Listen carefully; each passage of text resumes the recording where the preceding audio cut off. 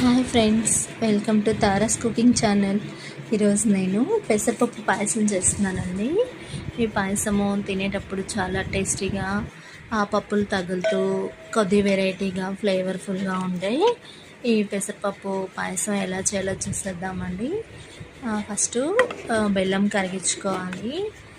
బెల్లం కరిగించి పక్కన పెట్టుకోవాలి. అటుకులు నానబెట్టుకోవాలి. ఒక 10 మినిట్స్ అట్లా కడిగి పెట్టేసి సైడ్కి పెట్టుకుంటే నానిపోతాయి. పెసరపప్పు ఉడికించుకోవాలి. ఇలా పెసరపప్పు హాఫ్ బాయిల్ అయిన తర్వాత మనము కొద్దిగా రవ్వ వేసుకోవాలండి. 1 కప్పు పెసరపప్పుకి 1/2 కప్పు రవ్వ వేసుకోవాలి. వేసుకొని బాగా కొంచెం ఉడికించుకోవాలి. ఒక 5 మినిట్స్ ఉడికిన తర్వాత మనం కరిగించుకున్న బెల్లం వేసుకోవాలి. వేసుకొని బాగా మిక్స్ చేసుకోవాలి. ఒక 5 to 10 మినిట్స్ కుక్ చేసుకోవాలి.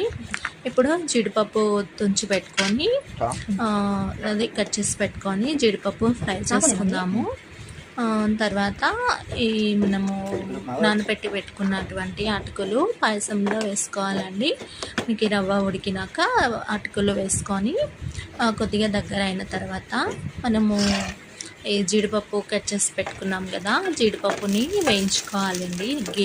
గీ వేసి మనం కొంచెం కలర్ చేంజ్ అయినంత వరకు వేయించుకున్న తర్వాత మనం ఉడికించుకున్న పెసరపప్పు మిశ్రమాన్ని ఈ జీడిపప్పులో వేసి బాగా మిక్స్ చేసుకోవాలి. మనము బాయిల్ చేసుకున్న మిల్క్ అండి ఇది. ఆల్రెడీ మిల్క్ బాయిల్ చేశాను. బాయిల్ చేసుకున్నటువంటి మిల్క్ వేసుకోవాలి. వేసుకొని ఫైనల్గా ఇలాచీ పౌడర్ వేసుకుంటే